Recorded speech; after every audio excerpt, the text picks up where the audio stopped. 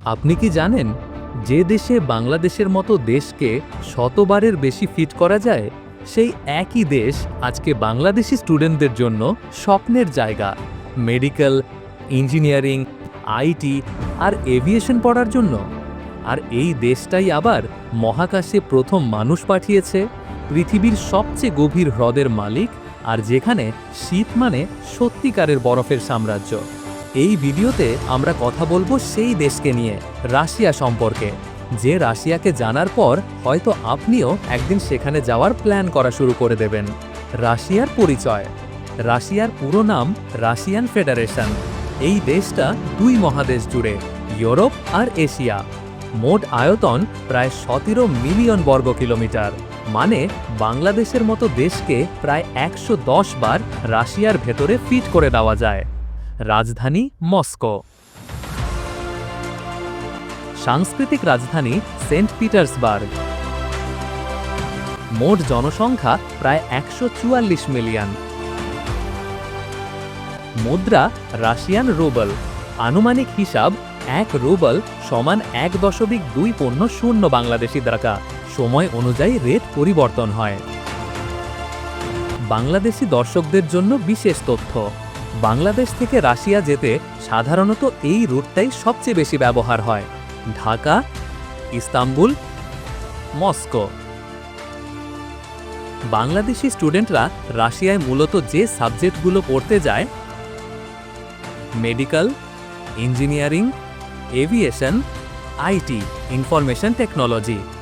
কারণগুলো হলো tuition fee তুলনামূলক কম, ডরমিটরি বা থাকার খরচ অনেক সস্তা, স্কলারশিপের সুযোগ বেশি, আর সবকিছুর সাথে শিক্ষার মানও বেশ ভালো।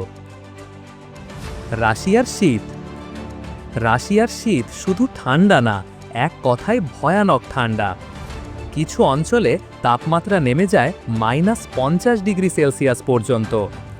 যেখানে ঢাকায় তাপমাত্রা 15 ডিগ্রি সেলসিয়াস হলেই আমরা জ্যাকেট বের করি, সেখানে রাশিয়ার মানুষ বরফে ঢাকা রাস্তায় হেঁটে বেড়ায় খুব স্বাভাবিকভাবে। এই তীব্র শীতই রাশিয়াকে তৈরি করেছে এক ধরনের বরফের রাজ্য। রাশিয়ার মানুষ। রাশিয়ানদের প্রথম দেখায় অনেক সময় একটু গম্ভীর মনে হতে পারে, কিন্তু ভেতরে তারা খুবই বন্ধুবৎসল, দয়ালু আর বেশ সাহায্যপ্রবণ। বিশেষ করে দক্ষিণ এশিয়ার মানুষদের তারা অনেক সম্মান করে।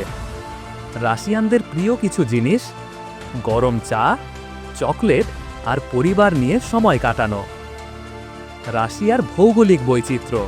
রাশিয়া এত বড় একটা দেশ যে এক দেশের ভেতরেই আপনি দেখতে পাবেন বরফে ঢাকা টুন্ড্রা অঞ্চল, বিশাল সবুজ বন, আগ্নেয়গিরি, পর্বতমালা, স্টেপ বা তৃণভূমি অঞ্চল।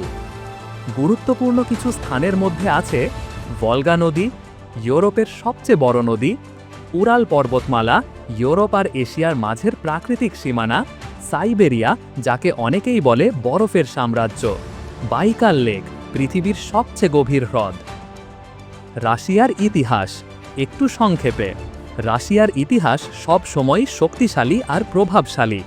ধাপে ধাপে এসেছে কিয়েভান রুস, রাশিয়ান সাম্রাজ্য, সোভিয়েত ইউনিয়ন ইউএসএসআর, ঠান্ডা যুদ্ধের সময়ের সুপার পাওয়ার, মহাকাশ প্রতিযোগিতা, আর শেষে ইউএসএসআর ভেঙে আধুনিক রাশিয়ার জন্ম। বিশ্বে মহাকাশে প্রথম মানুষ পাঠিয়েছিল রাশিয়াই, ইউরি গাগারিন, 1961 সালে। এই ঘটনা পুরো পৃথিবীর ইতিহাসই বদলে দেয়। রাশিয়ার অর্থনীতি। রাশিয়া এখনও বিশ্বের অন্যতম গুরুত্বপূর্ণ অর্থনৈতিক শক্তি। প্রধান কিছু সেক্টর: তেল, প্রাকৃতিক gas, steel, military technology, space technology. বাংলাদেশে যে এলএনজি গ্যাস আসে তার বড় একটা অংশই আসে রাশিয়া থেকে। রাশিয়ার খাবার।